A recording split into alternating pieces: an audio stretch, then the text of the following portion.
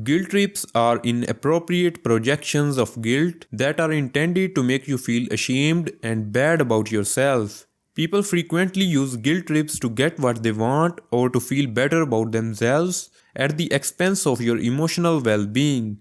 So, how can you avoid guilt trips? Here are a few effective ways that will help you to avoid guilt trips.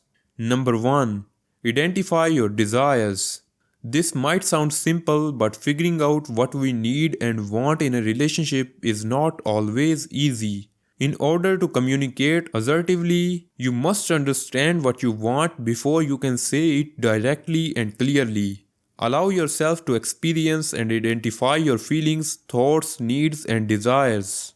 Uncomfortable feelings and thoughts can often help you figure out what you need and desire in a relationship. Number 2.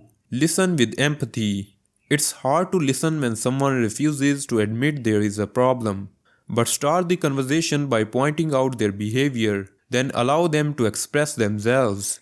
When a person is sad, they might resort to guilt trips since they don't know how else to deal with their feelings.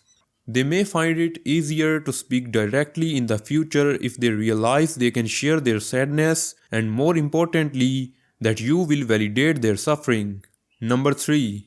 Build relationships, not expectations. People who use guilt to persuade others are often more concerned with what they want than it is with who they are asking. When it comes to reacting positively, love is far more inspiring than guilt. Number 4. Take responsibility for your feelings. When someone uses guilt trips as a communication method, they often try to make others responsible for their feelings.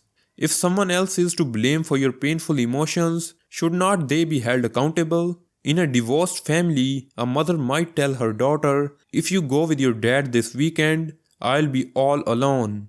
I'm going to miss you so much." This is unfair to a child because it is not her responsibility to make her mother's loneliness go away. Instead, the woman in this position should own her feelings and look for alternative forms of companionship. Keep in mind that your emotions are your own. Number 5. Explore the underlying emotions. If you use guilt more often than once in a while, it's likely that you are motivated by something deeper. Are you using guilt to try to exert control over someone in order to make up for a moment when you felt powerless? Do you have a default communication pattern that you picked up from your family of origin? Recognizing this pattern might help you to get a better understanding of your communication style and how to communicate more successfully. And that's it for this video. If this video was helpful, then please subscribe to the channel and turn on the bell notifications if you want to watch more videos like this.